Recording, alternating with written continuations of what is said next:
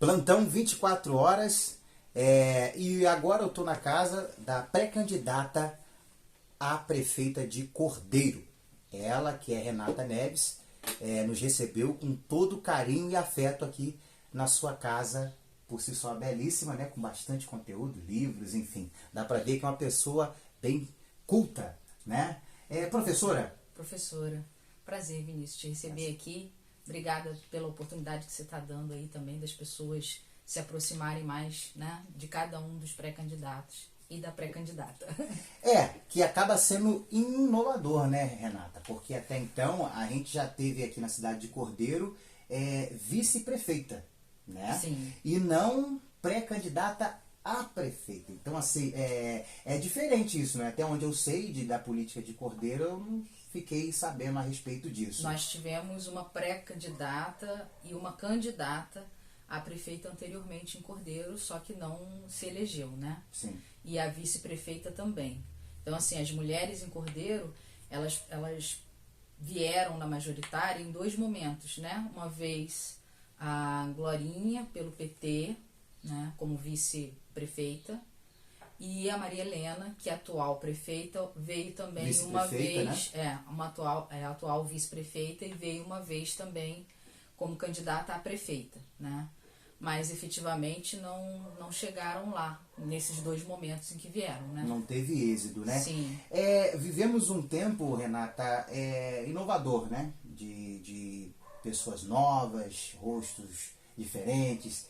E o que te impulsionou a vir como pré-candidata a prefeita de Cordeiro? Vinícius, foi muito assim, as circunstâncias, né, políticas do momento, um pouco assim em relação à minha trajetória também profissional, de hoje eu me senti uma pessoa preparada para fazer, enfim, a discussão política necessária que eu acho que Cordeiro precisa, que a região de um modo geral também acho que precisa, mas falando de Cordeiro especificamente, né? E também do Brasil, acho que a gente está num momento muito acentuado, né, de rivalidades e contextos ideológicos, e então esse é o momento da gente, eu acho assim, quem pode, quem de alguma forma se sente preparada, quem está motivada a trazer algo, né, diferente, eu acho que tem que se colocar. Então foi um pouco nesse contexto que eu me coloquei, né, assistindo esse cenário e me sentindo preparada também, né, com toda a experiência que eu já tive como socióloga, né, principalmente como professora, muito próxima também da realidade das pessoas e com a experiência em trabalhos sociais, né, em trabalho com lideranças locais, em outros municípios também. Juntando tudo isso, a necessidade de um protagonismo da esquerda e de uma mulher, né? Então foi uma série de fatores que fortaleceram esse meu posicionamento. Isso do ponto de vista também, que eu estou te falando, pessoal, da Renata, né? Para além disso, do ponto de vista institucional, porque eu também sou a presidenta atual do Diretório Municipal do PT de Cordeiro, né? Então eu já tinha feito esse posicionamento, né, dessa necessidade também dentro do PT, para que a gente tivesse um protagonismo na eleição desse ano, né? E a pessoa da Renata já tem quanto tempo, né, de carreira aí, né, no Partido Trabalhista? Não, carreira não tenho. Nunca trabalhei dentro do Partido dos Trabalhadores, né? Eu sempre trabalhei como socióloga dentro dos setores da sociedade civil, dentro do setor da sociedade civil. Então, eu trabalhei em projetos, né, de ONGs como o IBASE, como o Greenpeace, como o ISER, como projetos da ONU, né? Eu sempre trabalhei pontualmente, né, em projetos.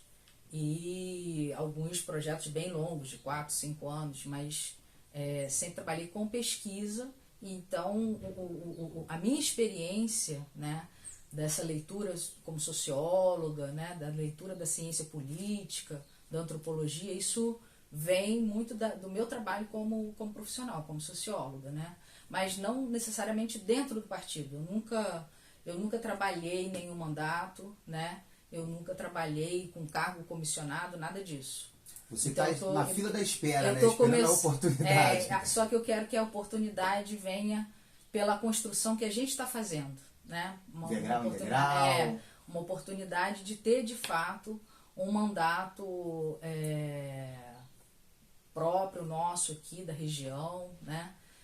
Da esquerda. Então a gente tem também o PSOL hoje, né? Junto com a gente, e isso é muito importante, né? A gente está, eu acho, começando uma forma de fazer política, de construir a política nova, do ponto de vista de todos esses contratempos que já houveram dentro da esquerda também. Então acho que a gente está tendo também um protagonismo dentro dos nossos partidos, né? E isso está muito bacana, tá tendo um acolhimento muito bom dentro de ambos os partidos. E o bom é que está tendo uma aceitação, né? Renata, dentro desse contexto, né, como educadora, falar sobre educação é primordial, porque é a sua área, né? Sim. Até então, provavelmente, você vai focar nesse tema. Fala pra gente o que você, como pré-candidata, uma vez eleita, né, agora com essa oportunidade que vai haver, sendo eleita, quais são os primeiros passos para a educação? Olha, Vinícius, eu acho que a educação é um tema primordial. Por quê? Porque ele dialoga com todos os outros, né? Eu acho que a educação está na base geral aí de tudo que a gente pode vir a construir. Desde o ponto de vista não só de princípios, né, de valores, mas quando a gente fala sobre ambiente, né, quando a gente fala de trabalho, tudo isso são questões caras hoje para o cidadão, para a cidadã, de modo geral, né, para as classes, né, trabalhadores, para as mulheres, para os estudantes, né. Então, a educação, ela dialoga muito com todos os setores que a gente pretende trabalhar, e trabalhar com muita propriedade.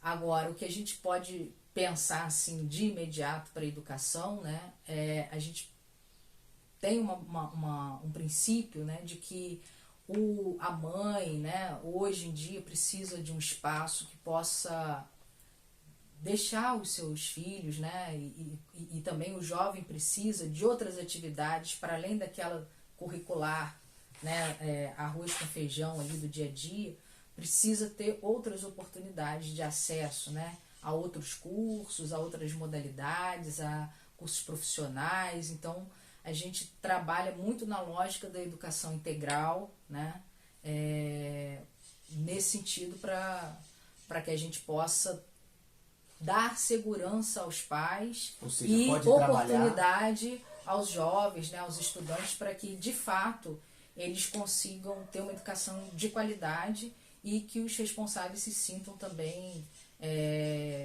amparados, né, nessa troca aí com a escola. Então é importante que a gente envolva o máximo possível a comunidade escolar como um todo, né, consiga criar mecanismos de diálogo com os responsáveis, né, com os educadores, com os responsáveis, com os alunos. Então a tendência nossa de prática, né, não só na educação, mas em todos os segmentos, a esquerda, ela trabalha com o diálogo, ela trabalha com a participação da população, né? Então isso é fundamental, a gente dialogar todo o tempo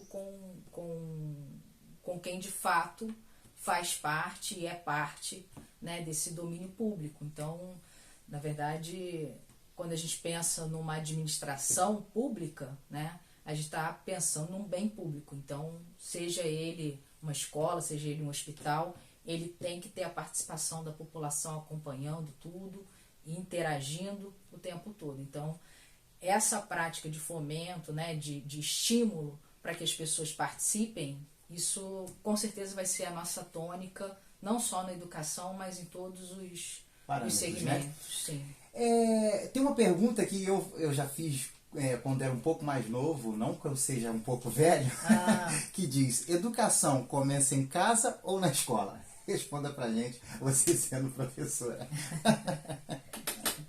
A A educação é todo o tempo, né? Na verdade, a sociedade ela cria, né, mecanismos de controle, né, de serviços para satisfazer as necessidades da população, da sociedade como um todo, para que haja uma harmonia. Então a gente tem aí instituições como a escola, como a igreja, a família, né? A família ela dá a sustentação, garante a sustentabilidade, né? Dando um abrigo, dando um acolhimento, né? Carinhoso, afetivo, preparando a pessoa. Isso tudo é parte também de um processo educacional, com certeza. Então, a educação ela começa também na família. Mas tem a responsabilidade também, tem uma instituição específica, né? Que são as escolas, que tem essa função de dar uma educação, um acesso, né, à educação mais democrático, que todos tenham ali um currículo mínimo, que tenham um mecanismo de oportunidades, né, que tenham acesso a oportunidades iguais. Então, a escola também está nesse processo, né, da educação. Mas é todo um conjunto. A igreja, né, enfim, de alguma forma também, né, tem lá o acolhimento espiritual, mas a responsabilidade da educação curricular, básica e democrática para todos é a escola, né? Escola pública, de preferência e de qualidade. Sim. Hoje deparamos com situações muito críticas, né? Principalmente na cidade de Cordeiro, em diversos fatores, né? Seja saúde, seja educação, infraestrutura, obra, enfim. Uhum. Uma vez a pessoa da pré-candidata Renata sendo eleita, qual seria os primeiros passos? Deu 2021, qual seria, já de início, já para fazer o mecanismo andar? O primeiro passo eu acho que assim, existe um momento em que a gente se apropria, né, depois da eleição, existe um momento que a pessoa que foi eleita se apropria da realidade mais detalhada do município, em termos de orçamento, enfim, da administração municipal, né, do PECTA. Mas, num primeiro momento, a gente já identifica, né, que há uma necessidade de dialogar com pessoas, enfim, com segmentos dos funcionários públicos, como professores, né, que têm salários atrasados, que estão, na verdade, aguardando um tipo de negociação, né, de conversa, de diálogo, para tentar com que a prefeitura sane as suas dívidas com eles, né, com esses grupos. Então tem grupos de funcionários, de professores mais especificamente, que têm aí pagamentos atrasados, que têm, né, já estão levando... Nem tem previsto para receber, não tem, né? porque está levando na justiça e isso vai sendo empurrado com a barriga, né? Então, o primeiro passo é arrumar a casa no sentido de sanar essas dívidas, tentar dialogar, tirar, né, desse processo judicial, porque não leva a nada, isso só vai ganhando tempo. É mais fácil chegar num acordo, É mais né? fácil chegar num acordo e resolver a situação. Mas, paralelo a isso, tem outras situações que, né, assim, programas e propostas que a gente vem trazendo no nosso governo, porque também a administração pública ela não pode ficar só nessa, né, de ficar sanando dívidas. Eu acho que já existem outras situações importantes que precisam de medidas emergenciais, e isso a gente já está prevendo no nosso plano de governo, né, algumas propostas na área da economia, na área do meio ambiente, né, do ambiente, da educação, enfim, isso a gente vai trazer também no plano de governo. A gente prefere não adiantar agora, né, mas para além dessa coisa de arrumar a casa, né, mas também colocar a casa para funcionar. Temos aqui em Cordeiro um lugar que é muito conhecido. Depois, quase no final da entrevista, a gente vai falar sobre a exposição, mas eu quero voltar a minha atenção nesse momento para a mata, né? Nós vemos que sobre a preservação, e vemos que as pessoas agora, nesse mês agora que se aproxima de outubro, começam as queimadas, enfim, qual é a sua visão de você olhar no mês de outubro na cidade de Cordeiro, o céu cinza, né, de fumaça, Como é que é a pessoa, você que é uma pessoa conservadora, né? Uma pessoa que gosta de cuidar bem da natureza, é uma pessoa comunicativa, como é para a pessoa da Renata? Conservadora, bem falando em relação ao ambiente, Ao né? ambiente, por isso que eu citei. Da preservação ambiental. Por isso que eu citei relacionado a isso. Sim, a gente, eu particularmente, eu fico muito incomodada com tudo isso, né? Eu acho que é necessário que a prefeitura e outros órgãos acompanhem mais de perto e criem mecanismos de segurança para o ambiente, né? A gente tem problemas também com a segurança hídrica, né? Recentemente a gente tem aí uma necessidade, recentemente não, né? Já há um tempo a gente tem uma necessidade, mas agora, cada vez mais, cada ano que passa, essa necessidade vai ficando mais urgente, né? Que é a questão da crise hídrica, ampliar as condições de abastecimento, né? Cordeiro tem lá o seu reservatório, né? E abastece também Cantagalo, enfim. Tem que ter um diálogo também regional em relação a isso, Cordeiro, Cantagalo, Duas Barras, Macuco, né? Para cuidar dessa questão da crise hídrica. Cordeiro também pode ter mecanismos para cuidar sozinho, mas é interessante que haja essa conversa. E ontem mesmo, aqui perto de casa, pegou fogo ali, né? Uma parte que é vazia, né? Com mata de pastagem, com vegetação de pastagem, e pegou fogo e assustou as pessoas. Até agora há pouco tinha fuligem aqui em casa ainda, né? Isso é muito sério, né? Porque, enfim... Vivemos um problema respiratório, que é a pandemia, né? Pois é, já temos uma crise sanitária aí, né? Com a pandemia. E ainda as pessoas fazendo esse tipo de coisa, né? Piora ainda mais a situação. Mas o que a gente tem de Mata Atlântica ainda aqui, né? Na região, eu acho que tem que ser preservado, cuidado com muito carinho, porque a gente está vendo aí qual é a tendência, né? De desmonte, destruição que vem sendo conduzida por outras esferas do governo no Brasil. Então a gente tem que cuidar do local da melhor forma possível, né? Tentar preservar as unidades de conservação, identificar, colocar para de fato uma segurança, né? E um tratamento adequado para cada uma delas. Uma vez sendo eleita como prefeita de Cordeiro, qual será o meio inicial para a saúde? Porque é um ponto que a gente passa agora, o hospital fechado, aberto, fechado, aberto, e acaba tendo que as pessoas da cidade de Cordeiro ir para Cantagalo, que parece que a cidade fica sem identidade própria. Porque até então, né, nós tínhamos um hospital e atualmente não temos. E se tiver a situação emergencial de cuidar dos próprios da casa, não tem. Qual seria aí esse passo inicial relacionado à área da saúde? Eu acho que quando a gente fala em saúde, a gente tem que pensar muito na saúde preventiva, né? Porque a saúde preventiva, como o próprio nome diz, ela evita que outras doenças que as doenças possam ser agravadas, e aí a necessidade de mais emergência, a necessidade de intervenções mais incisivas, né? Cirurgias e tudo mais, tratamentos mais pesados, mais caros, né? E que trazem sofrimento, lógico, para o paciente, né? Então, a educação preventiva, com certeza, vai ser uma prioridade, né? Da mulher também, né? Enfim, da criança. A gente tem uma carência enorme hoje, Vinícius, no município, de especialistas, né?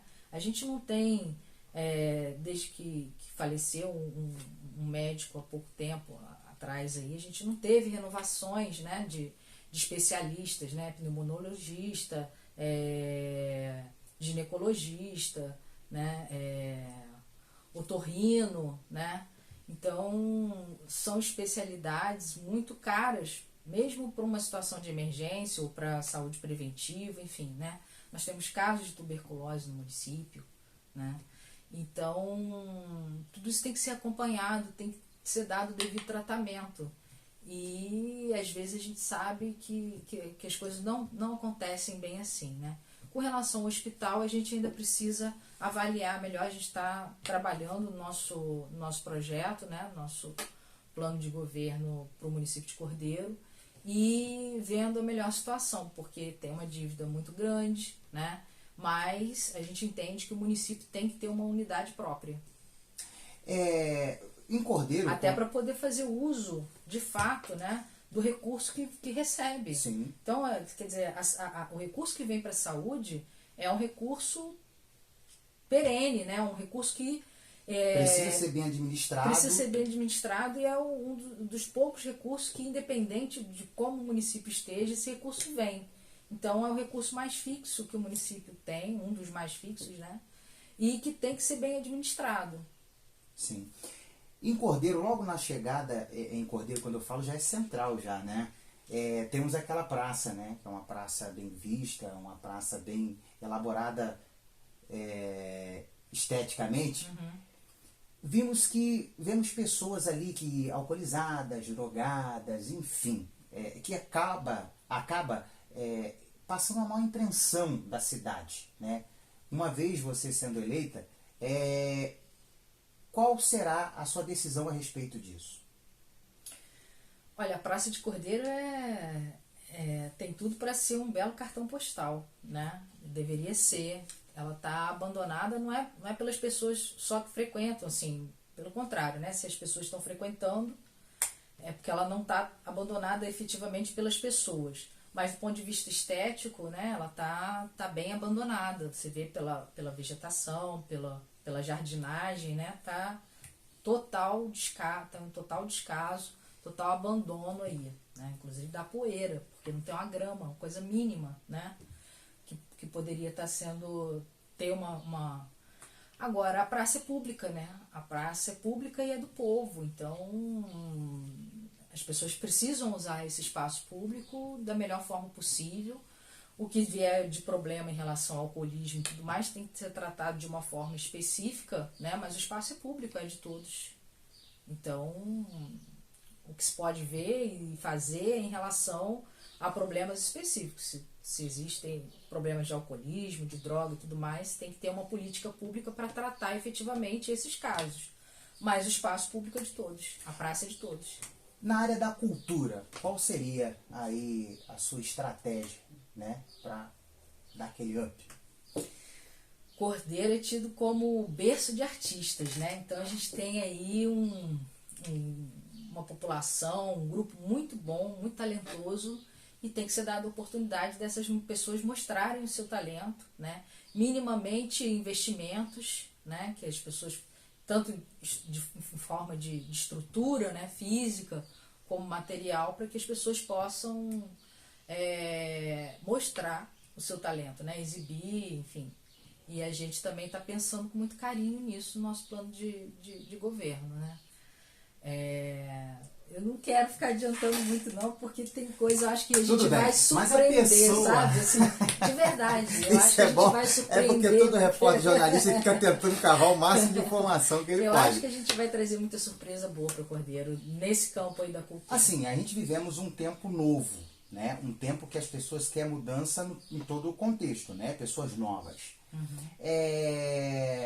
Bem sabemos que vivemos um momento difícil na área da política, de pessoas desacreditadas que Sim. olham para antigos candidatos que fizeram promessas, tiveram oportunidade de exercer a função tão sonhada, que é a tão sonhada cadeira de destaque, que é a Prefeitura de Cordeiro, e não fizeram nada daquilo das suas campanhas de promessa. Como é você agora vindo nessa vibe, né? Agora a linguagem é vibe, né? Nessa vibe nova, em relacionado ser nova, né? Pela pré-candidatura e ter que encarar de frente essa situação tão difícil que você não pode prometer porque as pessoas não acreditam mais em promessas. E você fica um pouco meio que restrito, sem saber até os caminhos que devem seguir para poder mostrar os projetos. Ficou difícil, né? Ficou, mas assim, esse é o desafio que a gente está enfrentando, né? Mas com muita consciência, sabe, Vinícius, de que essa ideia de desqualificar a política, né, de marginalizar a política, é uma estratégia de uma elite para se manter no poder, né?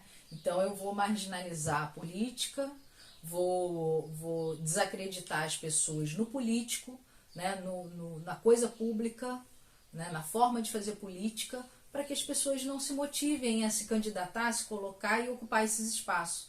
Como o espaço público, o Estado, o governo, fica rotulado, né, como algo ruim, né, de gente ruim, e as pessoas boas realmente não se colocam. Né? Quem tem condição, quem tem boas intenções, quem é capaz de olhar para o bem público e cuidar do bem público, acaba muitas vezes não se colocando porque foi marginalizado aquele espaço. Então, a gente tem a nossa característica na nossa campanha também, com certeza, vai ter uma característica didática, nesse sentido, né? De mostrar para a população que o bem público e é do povo. Né? E eu acho que essa mensagem, com um grupo como o nosso, que está vindo praticamente, todo mundo que está se lançando no nosso grupo vem pela primeira vez, justamente para mostrar... Seja secretariados, enfim, né? Sim, mas assim, estou falando também se colocando, oferecendo nome, né? Como eu, assim, eu nunca tive nenhum cargo público. E estou me colocando nesse momento que a política está desmerecida, né? Tá sendo apontada como algo marginal, algo ruim. Então eu estou oferecendo também, né, a minha experiência, a minha característica, a minha personalidade, a responsabilidade como que eu sempre tive de bem. como uma cidadã, né, que eu sou, muito responsável com tudo que eu pego para fazer, eu levo até o final da melhor forma possível, me entrego mesmo, totalmente àquilo que eu acredito. E eu estou fazendo isso, porque eu acredito também que esse é o momento da gente falar, não, o Estado é para ser ocupado pelo povo, sabe? E não por meia dúzia de empresários, de pessoas que têm interesses individualistas, personalistas. Batendo nesse ponto, você tem, né, a ajuda de empresários para financiar a sua pré-candidatura? Nenhum. Você aceitaria isso? Eu estou muito, muito, muito à vontade, assim, né? A gente está fazendo uma campanha muito leve, né? Porque a gente não tem ninguém, sabe, assim, financiando ninguém cobrando. Então eu tô muito leve. Porque até então, uma vez isso. você sendo eleita, quando chegar lá, você tem que prestar conta disso a quem investiu em você. Sim. Ou seja, acaba tirando a verba que seria para o município para o bolso de quem financiou a sua campanha. Por isso então, que com a gente isso não vai acontecer. Isso é bom para a gente frisar, porque até então a pessoa fica sabendo disso, né? E fica bem claro isso. Sim, com a gente isso não vai acontecer. Por quê? Porque a gente não tem, né, esse tipo de aparato, apoio, né? esse aparato, né, de apropriação do Estado, do bem público. Não, aqui é legitimamente um grupo composto por pessoas. E até então eu percebi que nas suas redes sociais você não assimilou a sua imagem com o ex-presidente, você não assimilou a sua imagem com nada, você só levantou a sua bandeira do seu partido, que é o PT, Partido Trabalhista. Sim. Né? Então, se fosse outra pessoa, aproveitaria dessa oportunidade. Sim, mas assim, a imagem do partido é a imagem das pessoas que compõem o partido também. Sim, né? claro. Então, assim, que não, você não estaria impossibilitada de usar. Eu tenho muita tranquilidade de falar que hoje eu consigo dialogar com qualquer uma das pessoas dentro do PT, né? Mas a gente tem uma aproximação, né, um carinho muito grande pelo mandato da deputada Benedita da Silva, né, que teve até aqui em Cordeiro recentemente, né, dialogando com a gente, ouvindo o que Cordeiro precisa e que é capaz também ofereceu uma emenda aqui para o nosso município, né, para atender uma necessidade específica na questão ambiental. Então, mas assim, eu me sinto muito à vontade e tenho um diálogo aberto, né, com o meu partido e tenho muito orgulho de fazer parte desse partido, com toda a militância que existe, com todos os representantes que existem, o Lula, a Dilma, o Haddad. Você encara essas situações que estamos atravessando como ataque ao partido, todas as situações que vemos na mídia? É ataque ao partido, porque o partido é a bandeira que está na frente, né? É a bandeira do governo. A bandeira que a Dilma representava do PT era a bandeira do governo, né? Ela estava com a camisa do PT. Então o ataque foi ao PT, mas na verdade o ataque maior é a um projeto político de governo que visa cuidar da situação do trabalhador, cuidar da situação de quem precisa. Não desmerecendo, porque em nenhum momento Nenhum empresário pode dizer que o governo Lula e Dilma não atendeu, né, também as demandas dos empresários, banqueiros. Teve tudo isso. Aos militares, né, foram momentos assim, para a vida do militar, foram momentos de grandes ganhos, de grande investimento, né, para a polícia. A polícia teve e tem, né, teve todo o período lá a sua autonomia, teve investimento, né, para que ela fosse uma polícia autônoma, independente, para fazer as investigações necessárias que bem fossem feitas. Né? Exatamente, bem preparada. Então, em nenhum momento, nenhum desses segmentos pode acusar o PT de não ter olhado, né, apesar de ter olhado também, né, para quem mais precisa, né, como o Lula sempre frisa, para o mais pobre ter alimentação 3 vezes ao dia, 3 refeições diárias, né, para o jovem ter acesso à universidade. E não dá para negar que filha e filhos, né, de empregados domésticos, de pessoas tidas como sempre baixa renda, tiveram acesso ao ensino universitário. Olha a quantidade de universidades que o governo criou, programas educacionais, né? Então, assim, isso aí é democratizar, né, o acesso, é criar condições iguais, né, de direitos, de acesso aos bens e serviços públicos, que outros países, como Estados Unidos, outros países desenvolvidos, já fizeram há anos atrás, né? Que acaba vendo e agora que a gente está precisa se adaptar a isso, e aí a gente, agora que a gente está fazendo isso, né? Vem esse ataque muito direto, específico e marginalização de um partido, né? E das pessoas do partido. Então, quando atacam o presidente Lula, não é porque não gosta do Lula, porque ele acha ele feinho, ou bonitinho, ou metidinho, nada disso, né? Porque também não é unanimidade, não precisa ser. Mas ele representa um projeto de governo, né? Ele representa, sempre foi ali na linha, sempre esteve na linha de frente, né, de um projeto de governo coletivo, da classe trabalhadora, do mais pobre, né, das minorias, né, da mulher, enfim, sempre prezando um Estado laico. Se você observar, na época do governo Lula, que o Papa esteve aqui, saiu uma manchete grande nos jornais. Lula diz que o Brasil tem Estado laico, né? Quer dizer, embora a Igreja Católica seja a religião oficial no país, né? Tenha toda uma questão aí do catolicismo, e agora, né, tem a questão dos evangélicos também, mas era um trabalho de Estado independente da religião. Entendi. Né? Entendi. Boa.